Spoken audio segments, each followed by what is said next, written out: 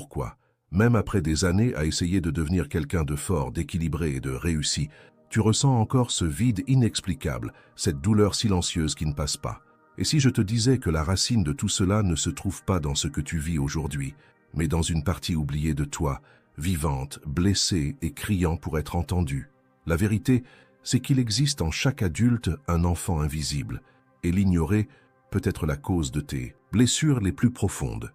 Dans cette vidéo, tu vas découvrir comment cet enfant continue d'influencer tes choix, tes relations et même ta prospérité.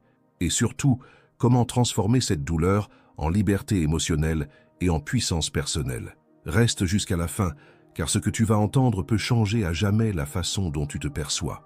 La plupart des gens croient que l'enfance n'est qu'un chapitre du passé, rangé dans un coffre à souvenirs, des photos fanées, des histoires racontées lors des repas de famille et parfois des douleurs qu'on préfère oublier. Beaucoup pensent qu'en devenant adulte, il suffit de laisser tout cela derrière soi, comme si le temps pouvait effacer ce que l'on a ressenti, comme si grandir signifiait guérir. Mais c'est l'une des plus grandes illusions humaines. Carl Gustav Jung, l'un des plus grands noms de la psychologie profonde, a révélé quelque chose qui renverse totalement cette idée. Il nous a montré que, dans chaque adulte, vit un enfant.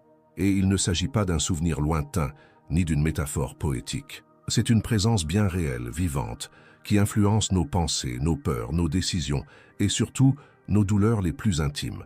Cet enfant intérieur, comme Jung l'appelait, est une force énergétique véritable. Et non, il n'est pas endormi. Au contraire, il agit chaque jour, même si nous ne le voyons pas. C'est lui qui nous fait réagir avec intensité à une simple critique, ressentir du rejet là où il n'y en a pas, chercher sans fin l'approbation des autres, ou encore saboter nos propres succès. Il porte à la fois nos qualités les plus pures, la sensibilité, la curiosité, la créativité, et nos blessures les plus anciennes, l'abandon, l'humiliation, la peur du rejet, la non-validation vécue dans l'enfance et qui a façonné, à notre insu, la façon dont nous nous percevons aujourd'hui.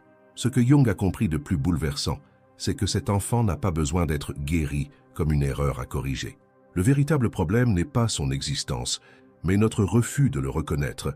Dès l'enfance, on nous apprend à nous éloigner de cette part sensible de nous-mêmes. On nous enseigne à paraître fort, à ne pas pleurer, à ne dépendre de personne. Alors, nous construisons des masques.